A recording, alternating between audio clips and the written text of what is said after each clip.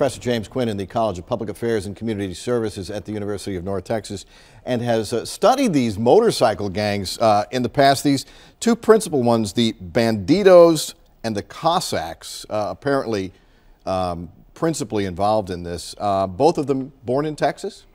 Both of them born in Texas in the late 60s, 1969. And one of them is the more dominant of the two, the other one kind of seen as the upstart rival. The Bandidos are an international club. They've got well over 3,000 members in the United States.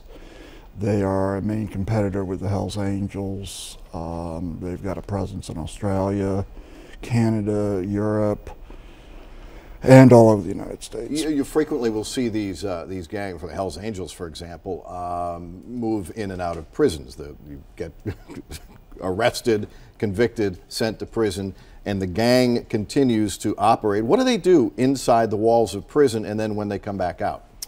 Inside, they often make contact with other forms of crime. It's a place many prisoners use prison to build contact networks. It really depends on the prison situation. Some of them just relax for a while. When they were talking about originally, even on Sunday afternoon, they were saying this was a battle. They were coming to this restaurant to have a summit to talk about turf and recruitment issues. Okay, translate that into English for me. What turf and what kind of recruitment issues are we talking about? The turf, I could only speculate there. My guess is that overall, particularly with the Bandidos, possibly also with the Cossacks, they have affiliated clubs whose members often join theirs. Mm-hmm.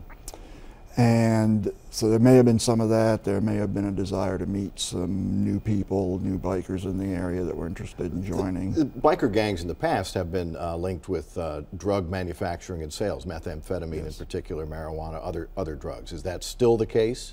It often is. It's hard to say for any particular chapter or person, but it's very often the case that they're involved. They're talking about something called a green light on police officers. Is that, which means that they want to kill some police officers in retaliation for this bust. Is that a serious threat, or is that just bravado?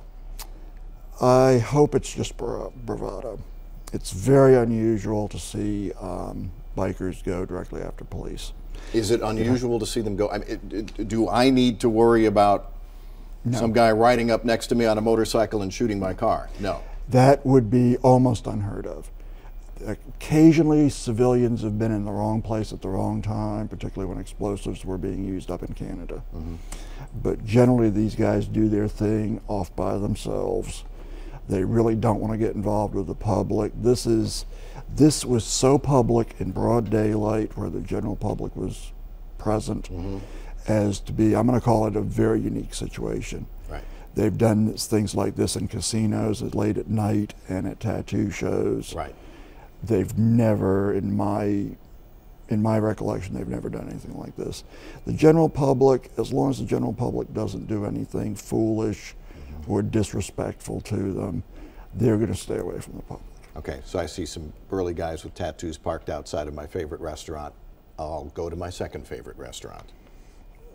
If I saw a large number, or if I saw two different groups, I would definitely keep going. Okay.